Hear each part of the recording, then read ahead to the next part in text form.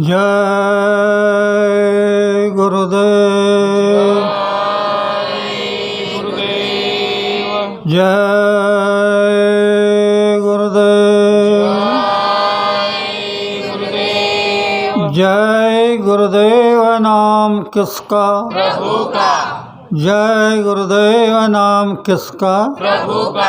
ये नाम नहीं इंसान का, ये नाम है भगवान का। तो प्रेम से बोलो जय गुरुदेव। जय गुरुदेव।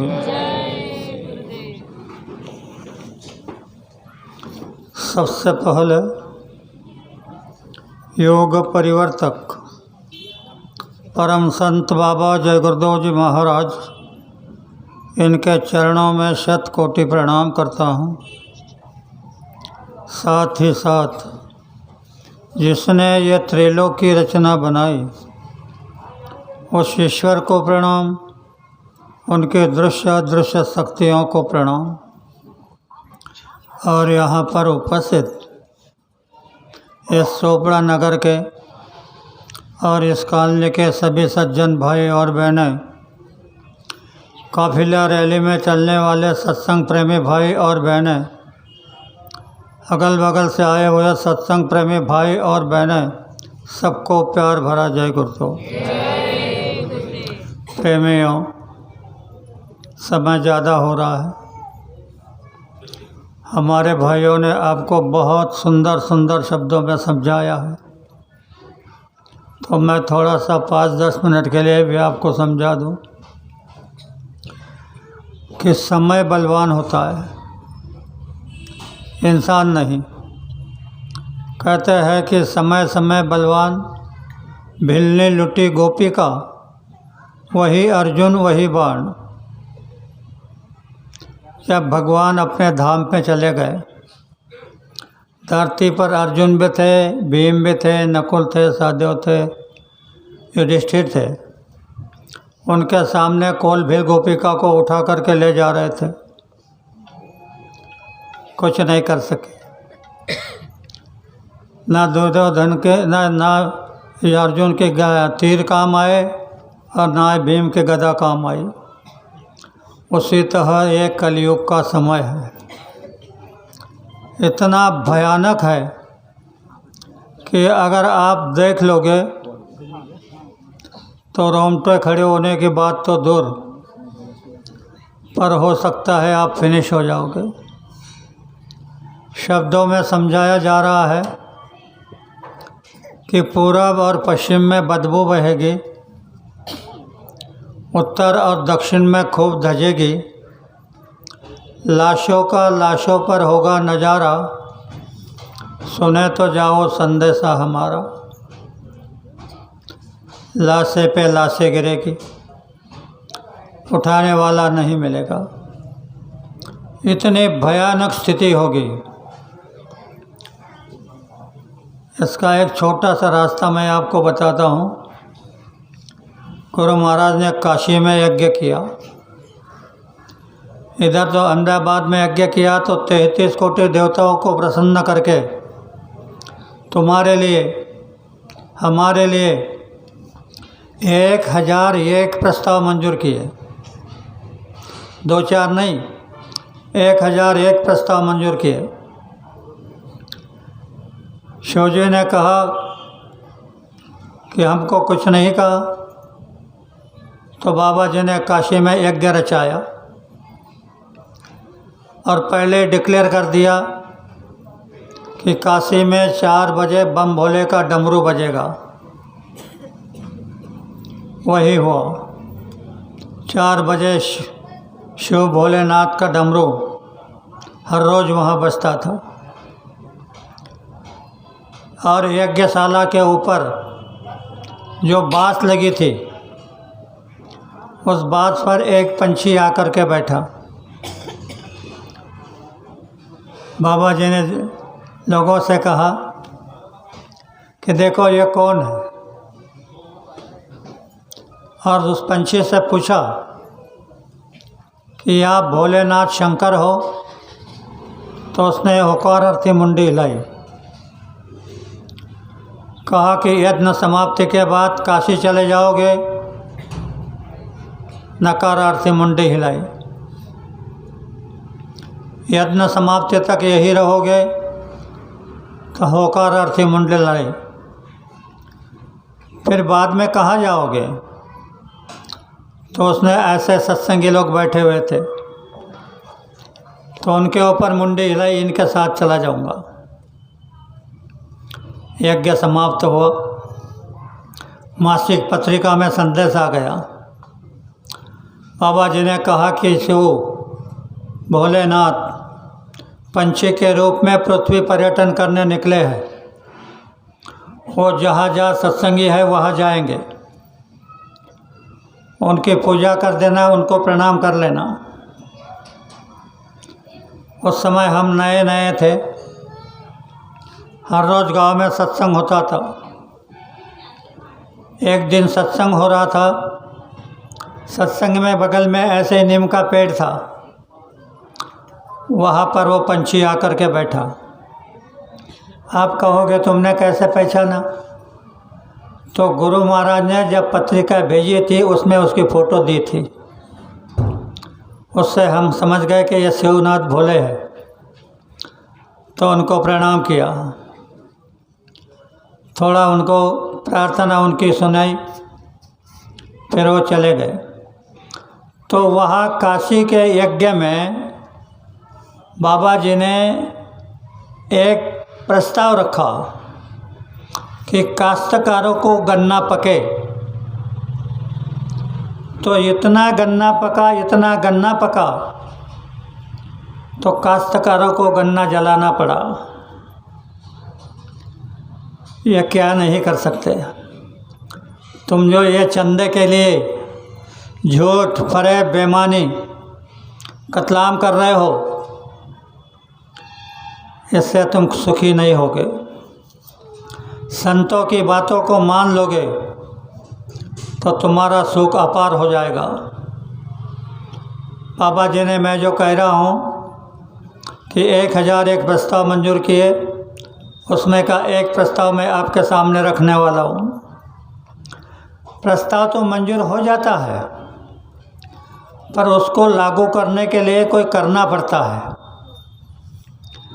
जैसे शासन ने गरीब लोगों के लिए कम कीमत पर अनाज देने का प्रस्ताव मंजूर कर लिया। तुरंत कम कीमत का अनाज नहीं मिलने लगा। तुमको पीले कार्ड या लाल कार्ड का बनाना पड़े, और जब राशन में गए तो तुमको कम कीमत से मिलने लगा। उसी तरह यह धरती परिवर्तनशील है। यहाँ हमेशा छोटे मोटे परिवर्तन होते रहते हैं। कभी राजनीतिक परिवर्तन, कभी धार्मिक परिवर्तन, कभी सामाजिक परिवर्तन होते रहते हैं। लेकिन युग का परिवर्तन बड़ा मुश्किल है। यह कब होता है? जब जब होए धर्म की हानि, बाढ़ही असुर महाअभिमानी, तब तब प्रभु धरी मनुज शरीरा, हारई कृपा निधि सज्जन भव पीरा। जब इस धरती के ऊपर धर्म खत्म होने लगता है, धर्म डिगमगाने लगता है, लोग राक्षसों भी गैर कृत्य करने लगते हैं, पापाचार, भ्रष्टाचार, व्यभिचार, अभिचार, अभी सब कुछ करने लग जाते हैं। धर्म के ऊपर किसी का ध्यान नहीं। तो इसके लिए हमारे गीता के अंदर भगवान ने वादा किया है कि यदा यदा धर्मस्य ग्लानिर्भवति भारत, जब भारत देश में धर्म डिगमगाने लगेगा तो मैं आऊँगा। तो क्या करूँगा? यदा यदा धर्मस्य ग्लानिर्भवति भारत अभ्युत्थानम अधर्मस्य, पहले अधर्म का उत्थान करूँगा। आगे लिखा परित्राणाय साधूनाम विनाशाय च दुष्कृतम धर्म संस्थापनार्थाय संभवामि युगे युगे। तो बोले मैं पहले अधर्म का उत्थान करूँगा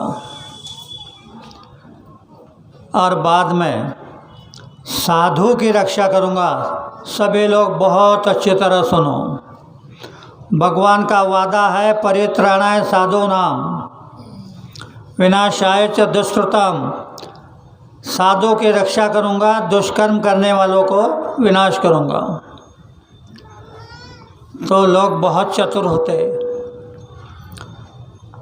सोच रहेंगे अगर भगवान ने यह वादा किया है कि परित्राणाय साधूनाम, तो अभी ये 6-7 वर्ष पूर्व नेपाल और उत्तराखंड में जो प्रकृति का प्रकोप हुआ, तो उसमें इतनी बड़ी बड़ी दाढ़ी, बड़े बड़े वस्त्र, बड़ी बड़ी जटा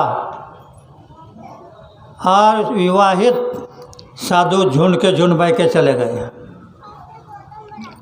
और इधर तो लिखा है परित्राणाय साधूनाम। हमारे भाई और बहनें किताबें बहुत पढ़ते, लेकिन उसका अर्थ नहीं समझ पाते। दाढ़ी बाल का नाम महात्मा नहीं, नीले पीले वस्त्र का नाम महात्मा नहीं, तो महात्मा क्या है? अभी आपने प्रार्थना में सुना कि तुम्हारे लिए हमने जल से रचाए, गली गली में खूब पर्चे बटाए, फिर भी नहीं समझे तो भाग्य तुम्हारा। मैंने तुम्हारे लिए जनता को इकट्ठा किया, दौरे लगाए और नाम का दान दिया। दीक्षा नहीं, दान। दीक्षा दी भी जाती है और वापस ली भी जाती है। तो बाबा जी ने कहा कि मैंने तुमको नाम का दान दिया और ये कहा सवेरे और शाम को नाम का सुमिरन करना और शाकाहारी रहना, नशीली चीज़ों का सेवन मत करना, महात्मा के बताए रास्ते पे चलना। तुमने अगर इन चीज़ों की पालना कर ली तो बाबा जय गुरुदेव जी महाराज बता रहे हैं कि स्वर्ग का सुख मैं तुम्हें धरती पर दे दूंगा। आज तक ऐसे महात्मा नहीं आए कि स्वर्ग का सुख धरती पर दे दूंगा। ये 2 महात्मा है। ये बाबा जय गुरुदेव जी महाराज, इन्होंने तुम्हारे लिए क्या किया?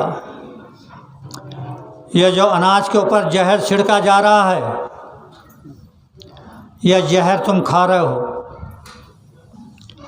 तो ये जहर से आज न जाने कितने लोग तड़प तड़प कर मर जाते। तो गुरु महाराज ने यह जहर अपने ऊपर लिया। अस्पताल में बाबा जी के शरीर से जहर निकाला गया तो 2 किलो पुड़िया जहर की आज भी वहाँ मथुरा में चिपकाई हुई है, तुम्हारे लिए, हमारे लिए। और दूसरे एक महात्मा है,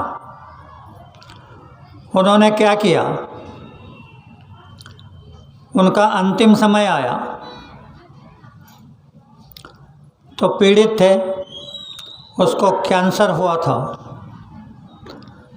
नाम था उनका तुकडोजी महाराज। जब अंतिम समय आया निर्वाण का, तो देश के सारे नुमाइंदे, लीडर लोग इकट्ठे हुए, कहने लगे कि महाराज क्या तकलीफ़ है? तो कहा कि एक रोम में 100 बिच्छू काटने की वेदना है। तो अंदाज़ा कर लो, तुम्हारे शरीर में 8 कोटि रोम है, यानी 3.5 कोटि, तो कितनी वेदना होगी? तब किसी ने पूछा, सरकार क्या विलायत से डॉक्टर मंगाया जाए? तुकडोजी महाराज ने कहा कि नहीं, अभी मेरा समय हो गया, अब मैं जा रहा हूँ। तो एक लीडर ने पूछा, सरकार आप जा रहे हो तो कुछ बता करके जाओ। बोले पालना करोगे? कहने लगे कि हाँ।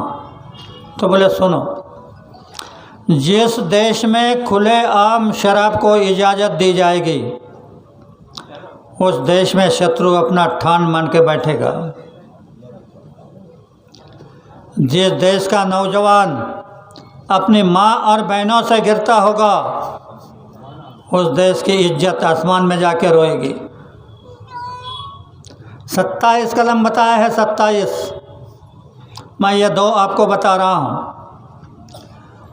और इन नुमाइंदों ने पालना न करने के कारण देश में खुलेआम इजाज़त दी गई और लाइसेंस दिए गए शराब के, तो आज ये दशा है।